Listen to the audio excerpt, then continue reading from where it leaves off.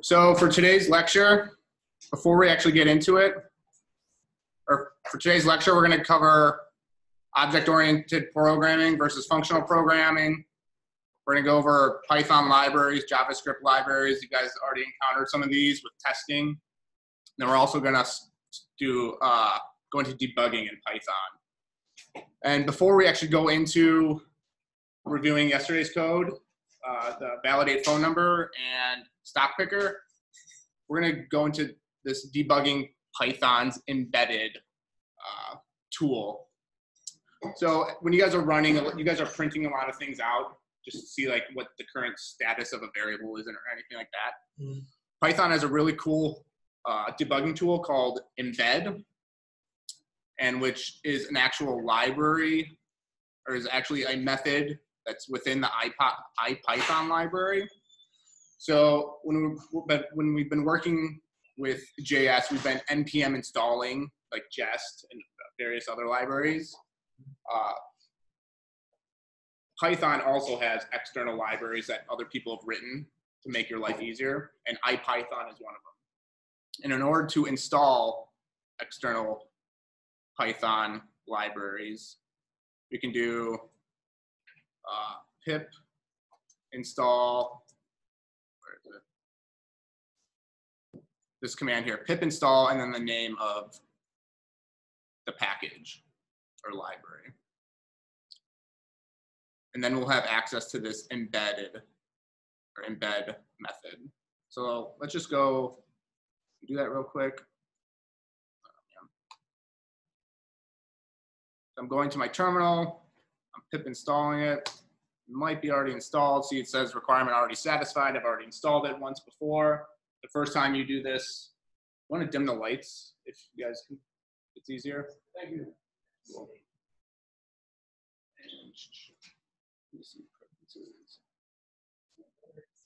Cool. So I'm going to just follow the tutorial on here of like how to utilize embed and like what it actually does. So I'm just going to create another file called touch example debug.py code example. So I'm opening, I just created an example debug Python file, and I just opened it in the current window. So in order to import the embed method, we do from the IPython library import embed, which is importing that debugging method that we'll be able to use. And say you write a function called say hello, and we print it. I'm going to do not top, let's do my name. I'm going to clear this so it brings us up to the top. So if I decide to run say hello, I'm going to Python example debug Python, invalid syntax. Where's it? Oh, yep. I need a colon right there. Thank you. I'm going to rerun this. It says, hello there, Tom. Now, say I want to know what this parameter is, or essentially any variable is for my function, as my function is running. I can call the embed method. I'm going to come down here to my terminal and run that file again.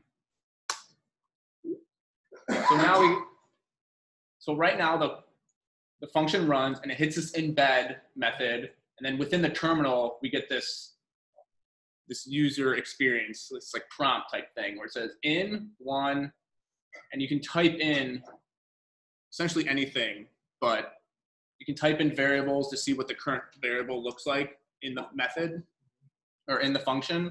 So if I just type in first name, the output, we got the input is what you put in. I'm typing in the first name variable, and the output is Tom. And then we can just keep going like I can actually even assign, I think I can assign new name equals, Emily. Input, now I can say new name, Emily. So you can actually assign variables within the method as like the function is running.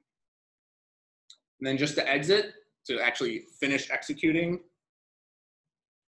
the function, you just say exit, and then there you go. And then it actually finishes, so exit, and it actually finally finishes the hello there, Tom. So this is a useful debugging tool. So if you want to like see where in your code base, like a variable, whether it changes or not, or what this current status or state of that variable is. Mm-hmm. Does it like create an instance of the function so Emily only exists at that point in the debugging session, right? It doesn't change when you modify something down there. It doesn't modify the original code. No. Is this like can you assign values to existing variables that then carry through after you? Yes, you can. After you're done. Yes. So I can let's run this one more time. I clear it. I'm going to run this. Then say I want to assign a new variable. So first name to A equals first name. Then I'm going to print A. So I'm reassigning first name, this parameter, to a new variable A, and now I'm going to print A. It's Tom. So. But can you then say first name equals Silas, and then you exit with Silas? Let's see. I'm going to reassign first name to Silas. I'm going to double check first name. So the question was, can you reassign values to a different value? So initially I did first name equals Tom, and now I'm reassigning. So I initially had first name equal Tom, and now I'm reassigning the first name to Silas, and now I'm double checking to ensure first name equals Silas. Now if I exit, I actually don't know. I've never done this before. Let's see what happens. Oh, it says hello there, Tom. So you can't carry that variable out through. So Tom. Yes. Does this offer, so does the IPython offer anything better than the built-in debugging in Visual Studio Code? I am not sure if it offers anything better. When you mean better, like a different... I don't know. It just seems kind of harder to use than the, I guess, the GUI-based debugger that Visual Studio Code comes with. Oh, I've actually never used the internal VS Code debugger. Oh, the debug console? Yeah, so setting a breakpoint and then opening up the debug console and running it there. Yeah, I've actually never used a debug console before. So to talk about like the usefulness of this is basically a way to get out of putting a shitload of print statements in your code. Like you can just run it from here. Correct. Okay. So instead of continually to execute your code, you can just put an embed and just check the current state. Can we use that as we go through the challenges? Yep. So, and the reason why I'm doing this first is because I'm going to use it when I'm going through the validate phone number. Okay. Cool. What questions do you have? Is there anything I could, or what are you not 100% sure about? Yes. So, whatever you use, do you just import this directly into the file that you're trying to test, and then delete the import afterwards? Yeah. Right. Yeah. So yeah, after you're actually officially done writing your function or your method, your method, and you're ready to push it, delete all these embed. These are just tools to help you finish. So like when I'm actually officially done with it, any code, I could delete this and then push it up, commit and push. As far as placement of embedded, once you've imported it, it has to be inside the function? Yes. On the first line? Yes. I mean, you can. Be on the first line.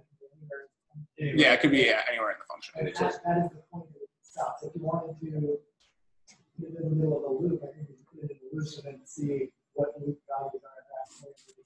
Next time it goes to the loop, you'll catch it again. Right. Okay. So yeah, if you were to put this in a loop, do it. So it's a break. Yeah, it's like a breakpoint. So if it's in a loop, it'll go through the loop once, click exit, it should go back through the loop and hit embed again. So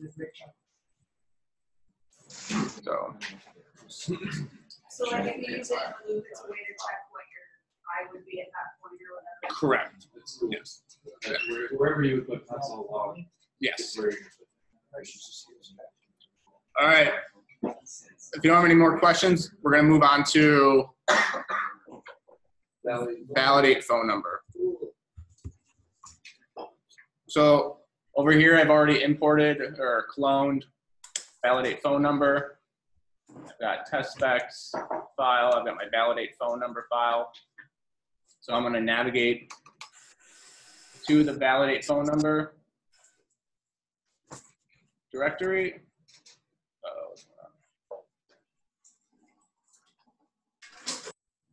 There we go. We got this README. Got this README. Got this README phone number. Then I got the validate. So I'm going to code validate phone number. First of all, let's look at the spec file.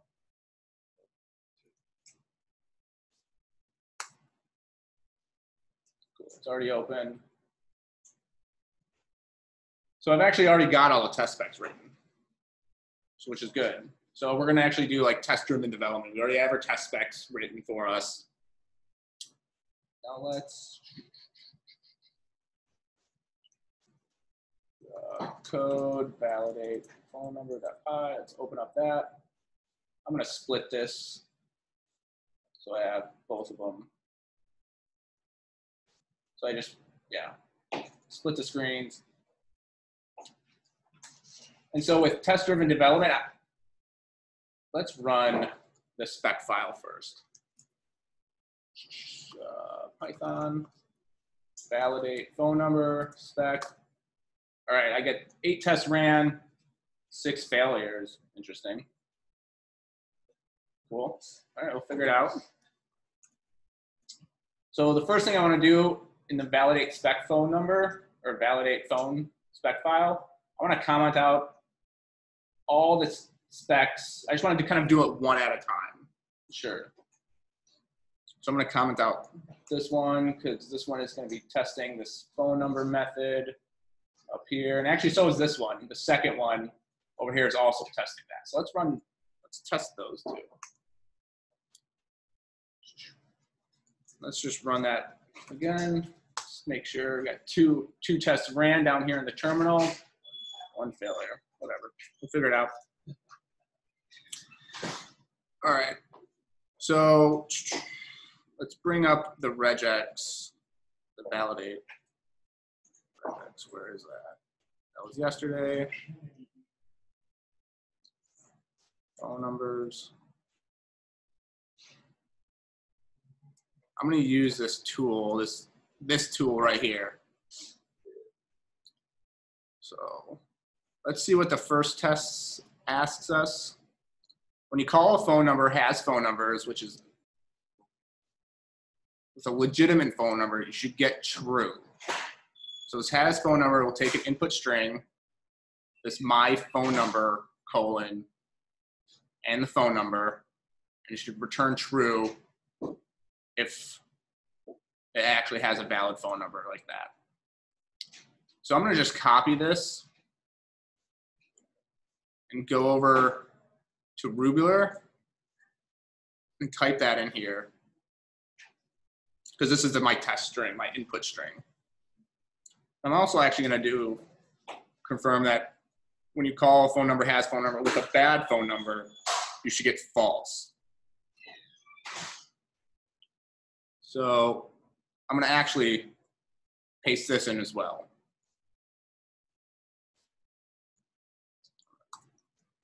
So I need this input string has to just essentially return this, and this please confirm your phone number shouldn't return anything because it's an invalid phone number.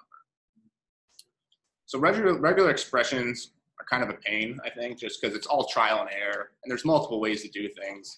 So I don't really know a whole lot about regular expressions. Like when you guys are first going through this, you're like, I kind of don't know what combinations of what. So I'm working here on this Rubular website, and I can test my regular expressions on these inputs strings to see if I can get a match for that, this valid phone number, and not a match for this phone number. So this quick regex reference guide is actually pretty cool. I can start looking at, like, I need something to match some digits. So if I can look down here, a single character, this little tick, any single character except whatever is listed within here. If I'm going down, is there anyone that looks like I can use to capture like a number or something? \D. \D with curly brace 3. Okay, before we get there, let's just do \D. Okay, all right, awesome. So we've already got a match for this first one with regards to numbers, but we don't have a match for the second one. And you said \D. Is that, or I'm sorry, you just said curly brackets D or 3. So if we look over here, if we're going through, okay, what is this? A brackets 3, exactly 3 of A. So if I do \D brackets 3, what does that do? Awesome. Okay, so I'm matching the first 3 digits, any like 3 digits consecutively. So it still doesn't quite match it. So what if I need to match just like, so if I just do a dash, so I just deleted that, I just want to get the dashes. Okay, so if I just do a dash, I get the dashes. \S, any white space character. Let's find out. Could you do a format \D, \D, and then the dash? Can do that. Let's just keep going through like the thought process of like what we can do. So that works, and we already know \D 3 works. Let's do another oh, cool. So that works for that. Now we just got to capture the last 4 digits. So if this captures first 3 digits, maybe D4 will capture the last 4. Okay. So it's only capturing the first 3 digits followed by. Yeah, you got to have the middle \D3 too. Awesome. And then, cool. We have our first regex match. So I'm just going to copy this because I know this is kind of what we're looking for. And I'm just going to paste it in here. I kind of don't know like what the formatting is or anything like that. So I'm just going to Google how to format regex in Python. So got how to, regular expressions, operations. Let's see. So a lot of regular expressions, syntax, dots. This is just a lot of reading I don't feel like doing right now. Let's scroll down. Got the docs. We got Stack Overflow. Let's format regular expressions. Okay, W3 schools. I kind of know that. It's kind of a well-known reference. Regex module. Okay, Python has a built-in package called regex. We can work. Okay. Okay, so I need to actually import regex before I utilize it. Didn't know that, so I'm going to import that at the top. Now, how else? We have import. When you have imported regex, you can start using regular expressions. Cool. We have the string. We have the search. This RE search method takes in, it looks to be regex, and it takes in a text. All right. And the regex I'm seeing is encapsulated within a string with these curly braces at the end. So my regex probably should be curly braces. And when, like, I don't know what search does, so let's just run this. Let's just like kind of re.search. And I think I know it takes in the regex string. Okay, here's search. Here's that search message. I want to look at that to see actually like what it produces. The search function searches a string for match and returns a match object if there is a match. If there is more than one match, only the first occurrence of the match. Okay. Interesting. And it says, oh, if no matches are found, then value none is returned. So based on the architecture, I'm going to do input string.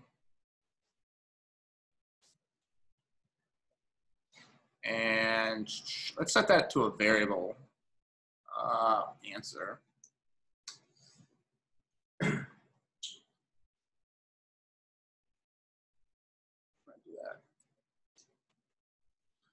Let's just see what happens. I'm going to run the tests. I got 2 failures. Why?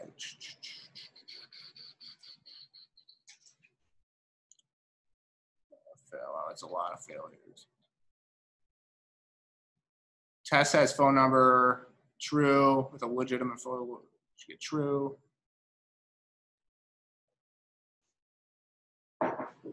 None is so. You're not returning true, you're returning the number itself. I'm going to actually return answer. See what that does. Okay. Says okay, that's weird. Why did that happen? No. I just returned directly. So let's use that embed method. I want to see what this looks like. Yeah, put it in there. Yeah, let's do that.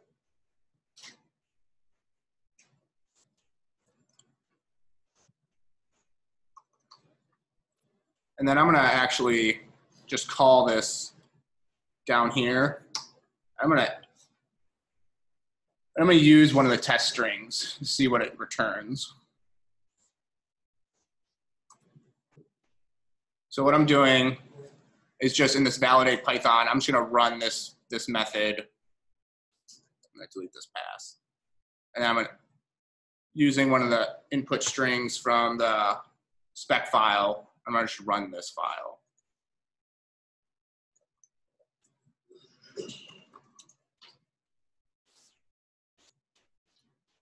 Oh, yep. So I have to import IPython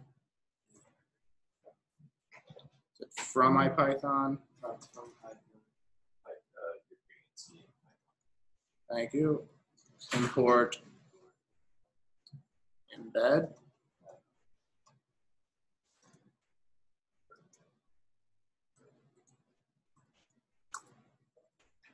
Okay, cool. Let's see. So I want to see what answer is. Okay. We got this weird regex match object, which it said in the document, or yeah, it returns a match objects, right? A match object if there is a match. Oh. So here's their match. Cool. So I'm going to test when we don't put one in, or one that should fail. But I'm going to keep it like, what is a match object? Can I access this match if I do like match answer dot match? But anyway, so I'm going to run this again with a test case of a string that should return false.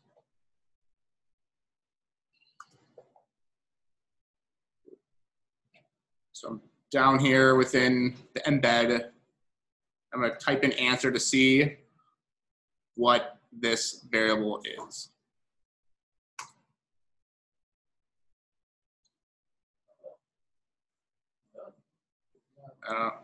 It didn't return anything.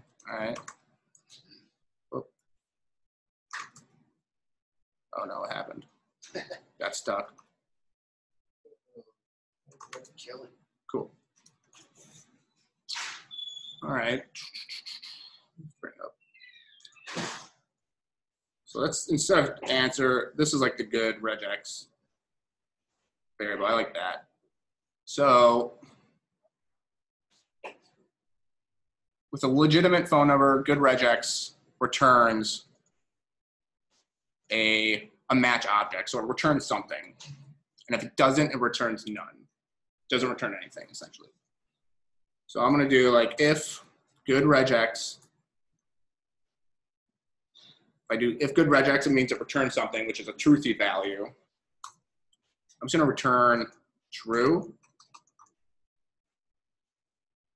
Else return false.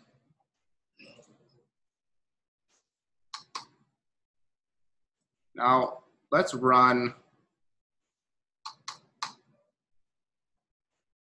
these two tests again, even though they passed the first time, but I just want to make sure they actually return like the true and false of the requirements. Okay, cool. First one's done. Now we're going to go to get a phone number input string. Let's uncomment this test spec out and this test spec out, since they both are testing this get a phone number method over here on the left-hand side. So when you call get a phone number with a good phone number, you should get that phone number instead of just like a true or false. So we know this returns like a match. Yep. So I'm going to copy that down here just so, because we know that's the good syntax. So I'm going to do embed again.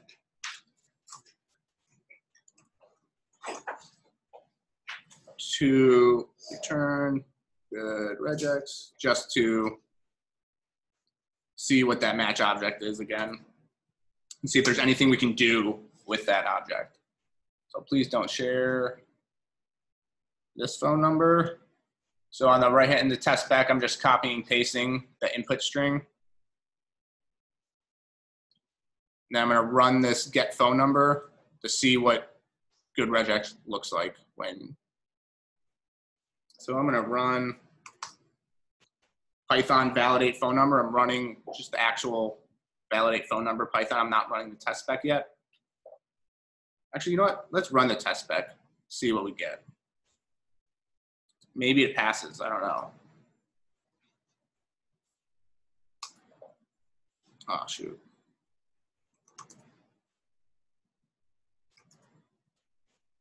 I'm going to comment out that embed. So I'm going to run these test specs again. See what we get back. 4 tests ran. We have 1 failure. Tests get phone number. So which one failed? This one failed. So please don't share this phone number. We should get back just this assertion error. We actually return this match object initially. So how can we access that object? Like for like working with objects. Yeah, like I'm thinking like, can I do like good regex dot match? Because I see we've got this key here with this value, this match object. So I'm going to run this. I'm going to run this in the validate phone number. I'm going to use the embed debugger. I'm going to try to access that match object.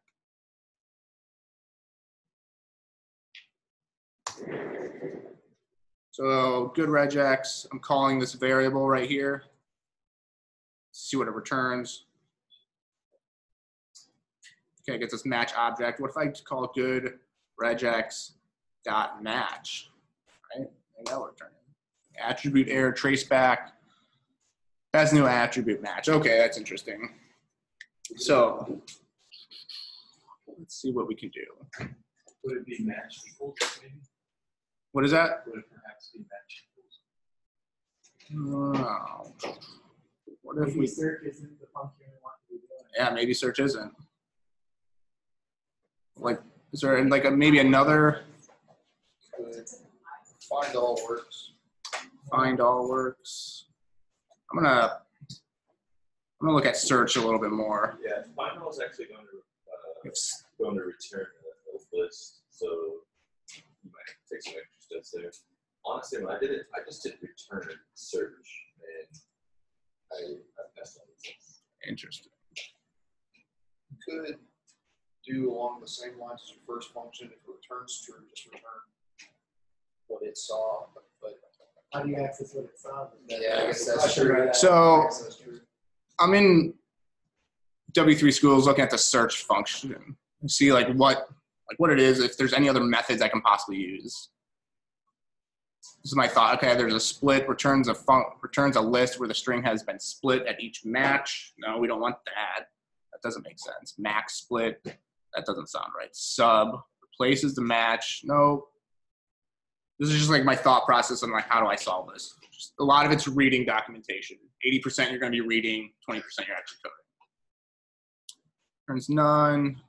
I don't know.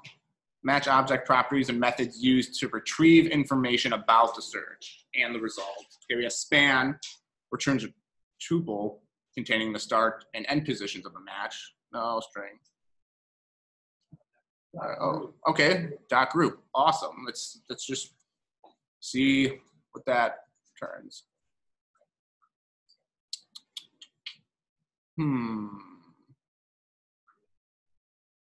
So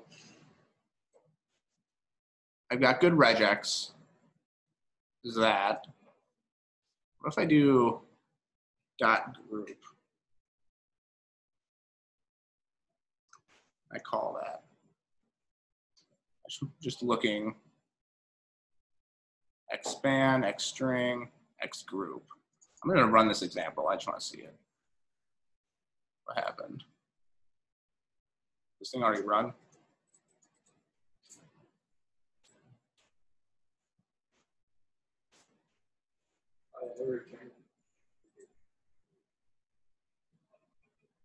Does this run already? Yeah, I ran already. It's in Spain there. Okay, method. Oh yes, so yeah, the string is Spain, print x dot group, and we got Spain back. It's 10 hours. Cool.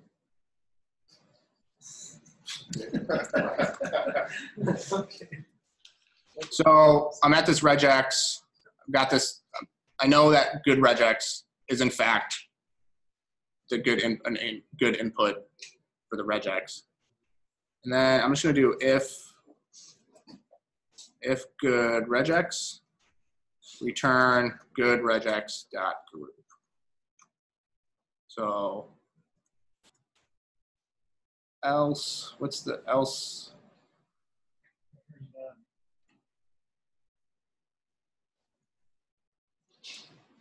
Return none.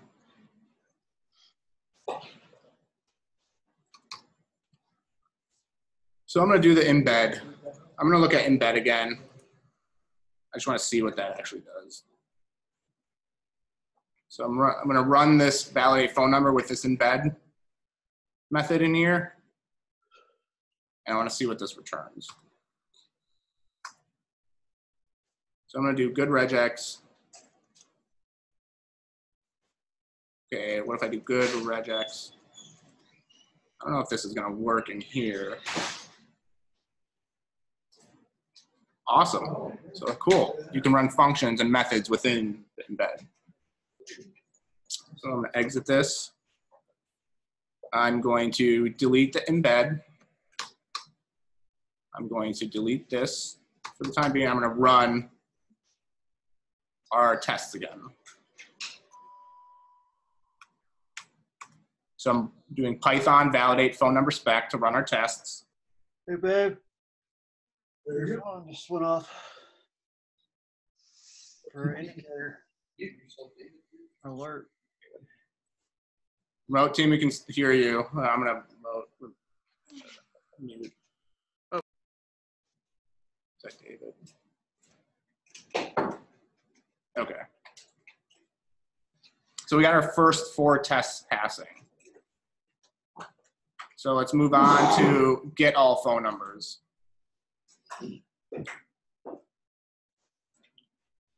Get all phone numbers. Is this okay? Got also get all phone numbers down here. Tom, for this next one, can we put 2 embed statements in there and see what it does? 2 embed At statements. different points of the code. Yeah, we can do that. So right now, yeah, when we know this is this is returning. Is it?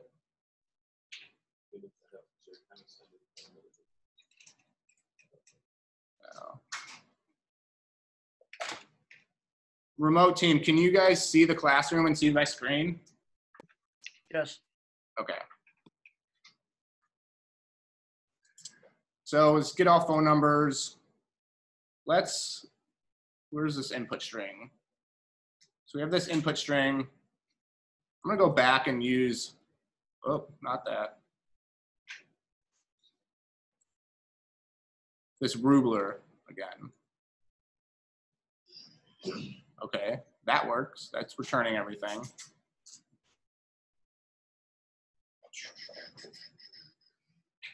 Please confirm, get all phone numbers, get all phone numbers. All right. So we know that this regular expression is working for this specific case.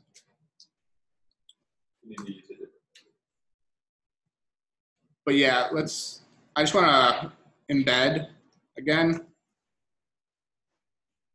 Return, good, regex. Before I do embed, I'm just going to run these test cases to make sure that they in fact fail.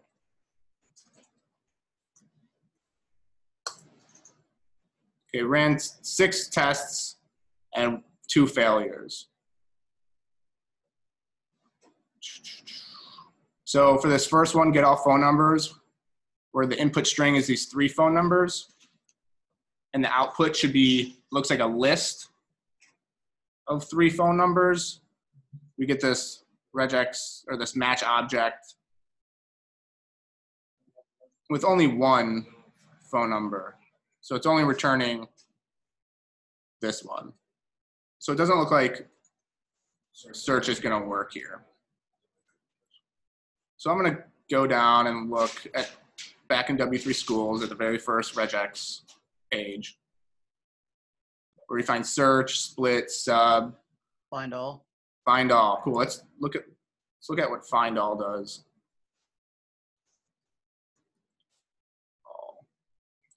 And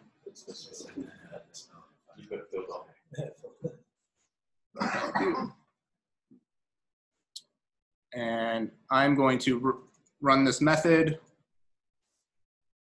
down here with that input string, which is just a string of multiple numbers, multiple phone numbers. Oh, right here. I'm going to run this and see. So Python validate phone.py embed. I'm going to see what the good regex variable is. Awesome. It's a list of, looks like that's correct, right? And then we get this get, please confirm. Let's put in this bad test case and see what we get returned. I'm gonna exit. I'm gonna run this Python validate with I'm going to call this get phone numbers, get all phone numbers, and complete this. Please confirm your phone number. XXX. See what happens. I'm going to call good regex to see what that variable is up here. When we do re find all with the input string, which is a bad string. Cool, we get an empty array. And that's what we want. Awesome. So can't we just return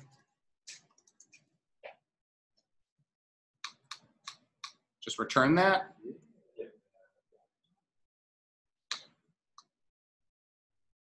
So let's run our test case. We do Python, validate phone, run our spec file. Awesome, we got 6. Sweet. Now we've got hide phone numbers. Which one is that one? Yeah, hide phone numbers. So it's just this test. We're gonna uncomment this one out. So move it on to the next one. So let's see what hide phone numbers does. So takes in multiple strings, or a string with multiple phone numbers, and the expected output is just a string, hide it with xxx dash xxx dash the actual phone number. So we know find all doesn't work. Now maybe like what if we did, we know find all returns a list of all good phone numbers. We could replace good regex equals find all. So this will return in a list. And then what if we like loop through that list and just like grab each element and change? There's an easier way to do it. There's an easier way. So doing like a for loop on that good regex for element in good regex. You can print that element, not print, but like grab that element and then manipulate that in place. And then, but yeah, that's kind of a whole lot of code to write. Let's see what we got. Let's look at these regex built-in methods. Places any, just right here. So going down, looking, we have find all search, split, returns a list with sub, replaces one or many matches with a string. Interesting. So I just want to open that up. I just want to see what it looks like. First two occurrences. So it looks like take in. So sub looks like it takes in 3 arguments. Looks like it's the regex, what you want to replace it with. Let's run that example. So yeah, it takes in the rain, and it looks like it replaces all the white space with the number 9. Interesting. So instead of find all, we use sub. And then we'll want to replace all the matches with x, triple x. There we go. Yes. What you're doing right now is you're going to select the entire thing. You're going to replace with the triple x dash triple x. It's going to replace the entire number. Okay. So you actually only want to select the first 3 digits dash the second 3 digits. So if I do it like this, it's going to select the entire phone number and replace it with that, which we don't want. We just want to replace the first and second groupings of numbers. Okay, so in order to solve that, well, let's just run this right now to see what it does. I'm gonna invoke this function or call it. with a string of numbers. And you wanted to run 2 embeds just to see what happens? Yes. Like one right after another? I suppose so. I'm curious how it's gonna. Is it gonna exit that and jump onto the next one? Let's find out. All right, let's look at good regex. Okay, yeah, that's not what we want. I'm gonna exit it. Let's see what happens. Yep, it looks like it. So the reason why when I exited it, it essentially went right back into it is because I called embed twice.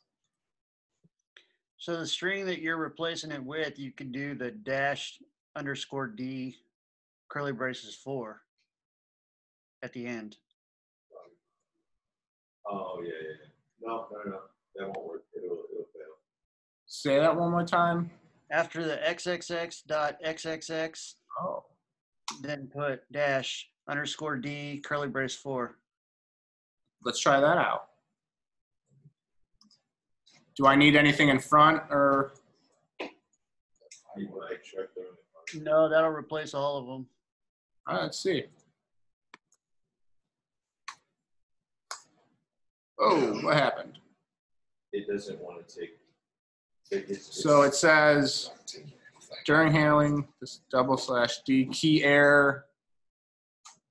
Validate from line 29, cool. Line 25, right here, in hide phone numbers, input string.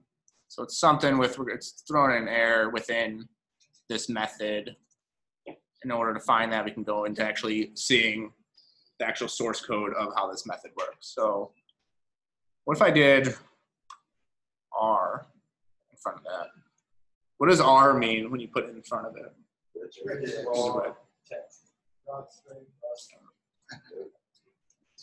Let's see. Let's run it again.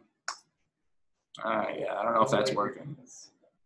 I think the reason this, because I was having trouble with this yesterday, is that you're actually trying to replace with the regex. The regex is only meant to actually search. Okay, so I can't tell you exactly what's going on, but that's the issue you're getting.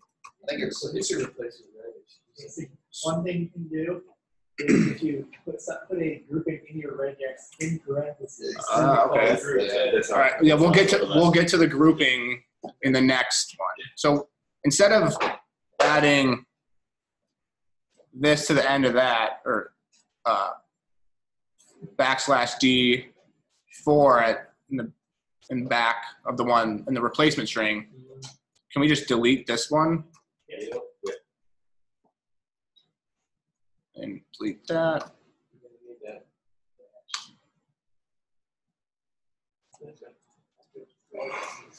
Let's run this one more time, and then call good regex. Let's see what happens. Awesome, it worked. All right. So that looks like that one worked. So can we just return good regex? Just like the above function where we just return. Let's just return.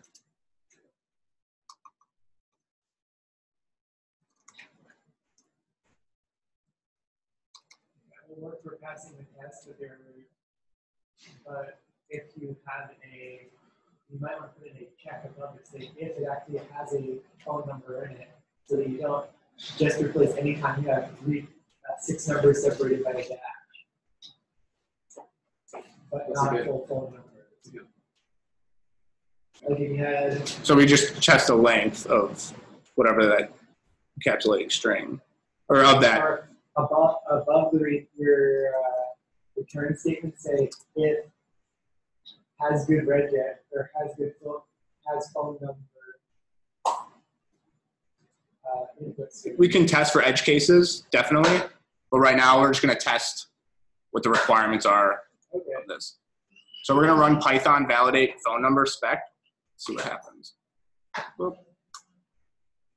Awesome. We got 7 tests ran, 7 tests pass. So we're on to our last one. When you call format phone number function, formats all the phone numbers. So it doesn't matter what type, how you input a phone number. Because when you're on like a form, it says like type in a phone number, or like filling out phone numbers, there's multiple ways you can fill in a phone number.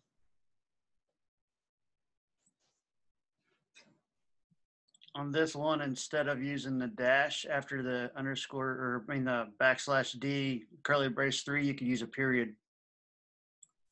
You use a period, you can also put a question mark after that to make it optional. So you have one that doesn't even have Okay. also, you can use a period, or isn't there one that's like non-alphanumeric? Because people like to get cute with it sometimes with like a squiggly instead of a dash, but like a comma, something like that. So yeah, the dot would work too, but you could also just do non-alphanumeric. Right. Yeah. But dot question mark will work. Dot question mark. Yeah. Okay. Question mark instead of dash. Also, you need to change it back to the old one. Right now, you just have a first dash thing. Like so? Yeah, you can go ahead and do dot question mark. Hold on. Let's walk through like how we figure this stuff out. Yes. So we're gonna go back to here. I'm gonna go back to that ruler. So like, how do I grab these as well? So if I'm looking down here, I want to be able to grab these periods, essentially any non-white space characters. So instead of just like dash, what if I also do \S? Is that right? \S? Okay, we got those. But what if they did do white space? Like, what if they just do this space?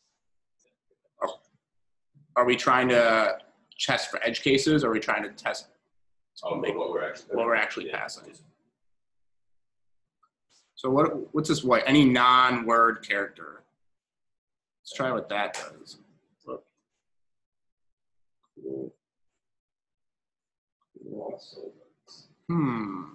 That works. So here we just have to, every 3, we have to add in a space.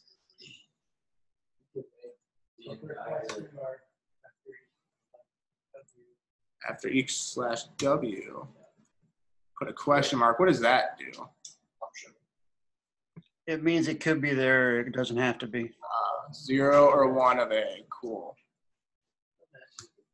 Oh, awesome. So let's use this. What does this do? Capture everything enclosed. It groups everything. Okay, so like, okay, match 1, match 2, match 3. Interesting. But if you want to be able to actually separate it out, you can. Okay, so if I wanted to separate everything out, I heard I can do 3 groupings. Mm-hmm. How does that work? You want to group it? Use pipes between them. Pipes? Right there. Where else? Here? Yes, sir. Okay, and then, oh, sweet. Match 1. And then it doesn't pull your dashes or dots, so you have to put those back in. Interesting. So it doesn't, see how it doesn't include the dashes or dots? It's just the numbers. Which is exactly what you need, because even every single one of these, like, if you have the dots or the dashes, all you're doing is separating first 2 digits, second 2 digits, last. So I'm going to use that as our regex. And now I need to replace it with, like, every 3 characters I need, or any 3 numbers I need to do. So how do I do that? So now So you can use the regex of, I can, you can replace it with a regex pattern so of XXX. cool. That's So in here I can use regex as well. So I want to be able to grab this first group and then replace it with that. the /1. So what if I do /1? I don't know what that does. Well, I want to see, like, I don't know, like, 'cause it'd be cool if I knew what the hell I was doing. So grouping in regex Python.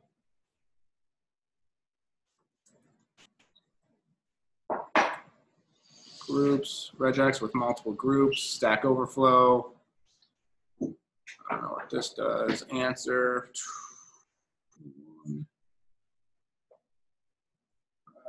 No, whatever. Data camp. Right. So you, /1, did you say? Yep. So yeah, I can't find it right away, but /1, /2, which will get the second group. And what is it, /3? Dash One more. Oh. So what this input, this replacement string, taking in a regex, so it's grabbing group 1, which is the numbers, just grabbing like that. It's replacing it with a dash. It's grabbing, what is it, group 2. It's going to replace it with a dash. And it's grabbing group 3. It's inputting in there. So let's see what that looks like.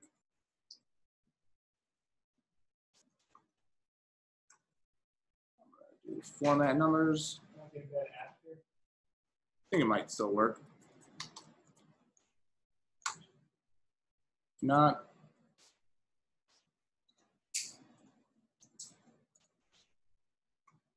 I'm going to call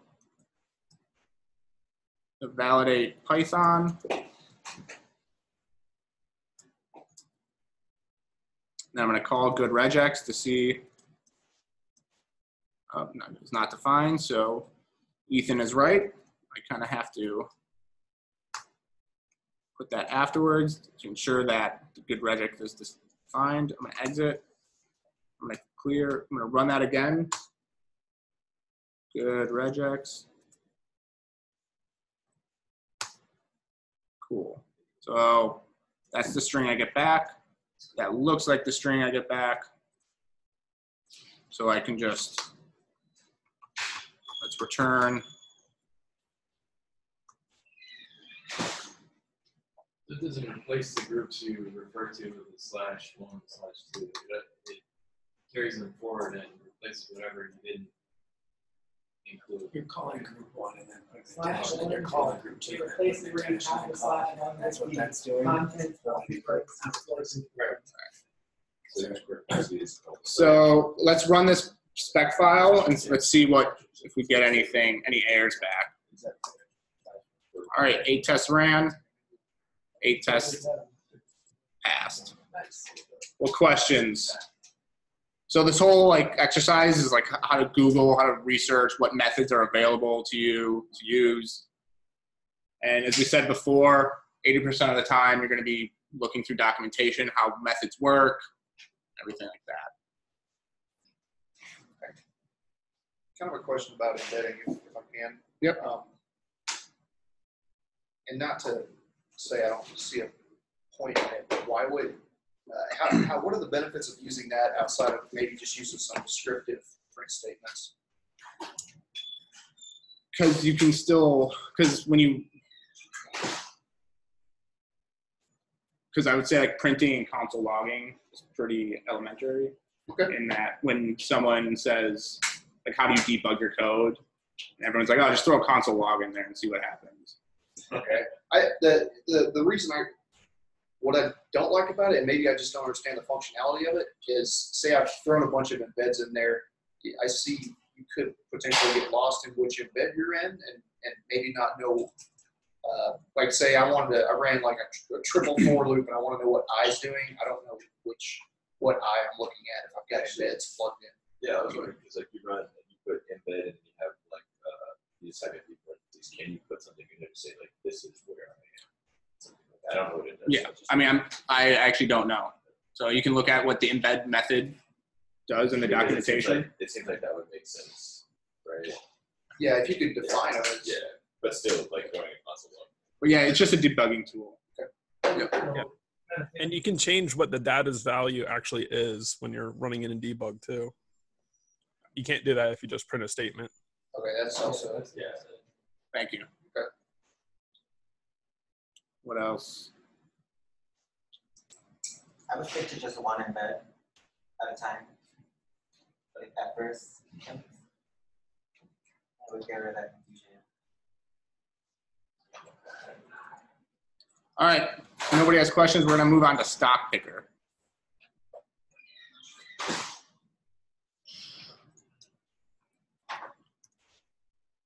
So I'm going to CD up one level. I'm going to move into stock picker. And I'm going to move into JS. Let's do it in JS. So let's close all these out. Python debugger. Let's go back to the stock picker.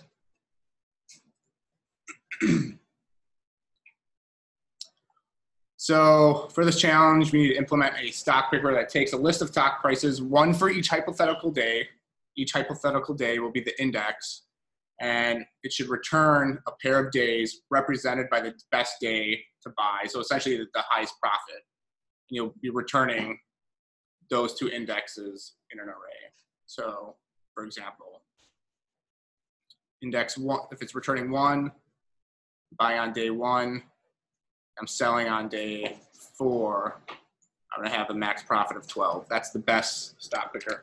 Can everyone close their laptops when we're doing this? Is it already? Thank you. So let's code stock picker.